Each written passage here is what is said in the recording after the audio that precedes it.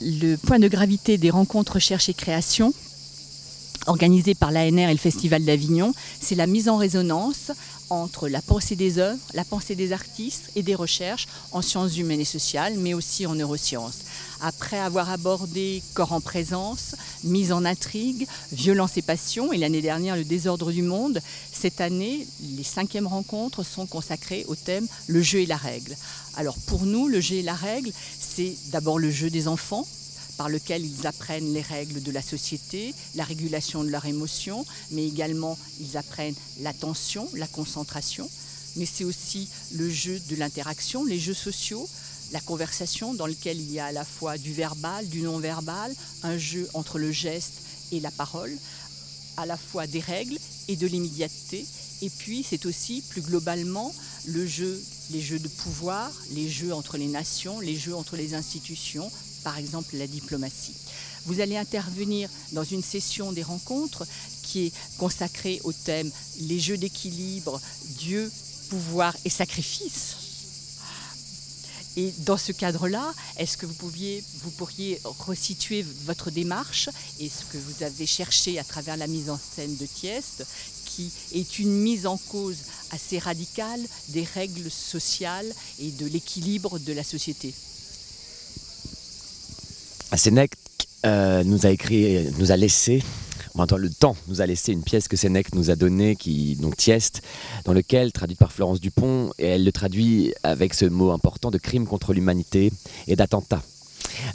Si bien sûr l'histoire de cet oncle qui fait manger ses neveux à son frère est atroce, ce qui est surtout très violent, c'est qu'il dérègle le monde, justement, en utilisant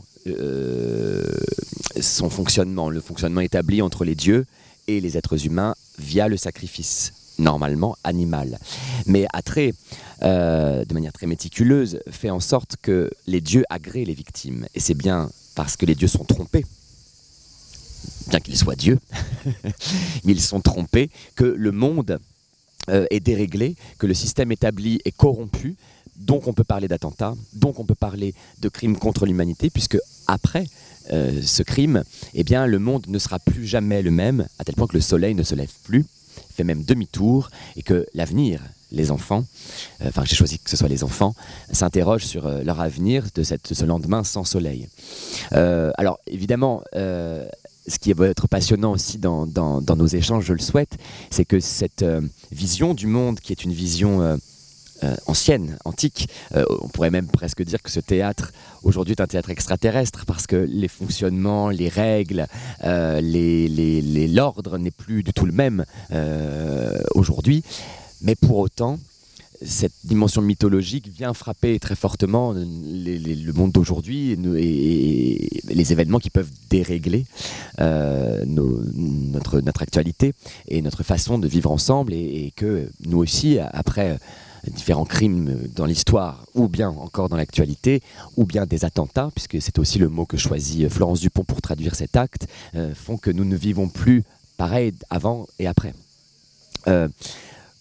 L'autre chose qui est, à mon avis, intéressante à évoquer, c'est que ce ne sont pas des personnages, ce sont des organismes, Atrée, Tieste, qui sont soumis aux dieux, qui sont soumis à des règles qui les dépassent. Quelque part, ils n'ont pas de pouvoir décisionnaire, ils sont soumis aux règles du monde, de l'équilibre du monde, aux règles des dieux. Par exemple, Jupiter donne sa désapprobation en frappant à la voûte céleste. Par exemple, Atrée n'a pas l'idée du crime. L'idée lui est inspirée par l'infection des dieux du damné de l'enfer, Tantale, son grand-père, qui est venu infecter la maison. C'est comme si la maison agissait sur lui. Donc il y a aussi ce rapport très particulier dans cette pièce sur la construction des personnages et de leurs actes, qui n'est absolument pas de l'ordre de la décision ou de l'idée, mais vraiment comme être possédé, être saisi par une force et une règle extérieure, ou un dieu extérieur. Et enfin, sur l'enfance, le jeu des enfants, il ne faut pas oublier que ce théâtre, Sénèque, est un théâtre ludique. Avant d'être un théâtre politique, un théâtre philosophique, il est d'abord un théâtre empathique, mais surtout un théâtre ludique. Les Romains venaient, et c'est assez saisissant, venaient trembler ensemble, pleurer ensemble, venaient voir du je vais prendre le mot exprès anglais, show. Il venait voir du show.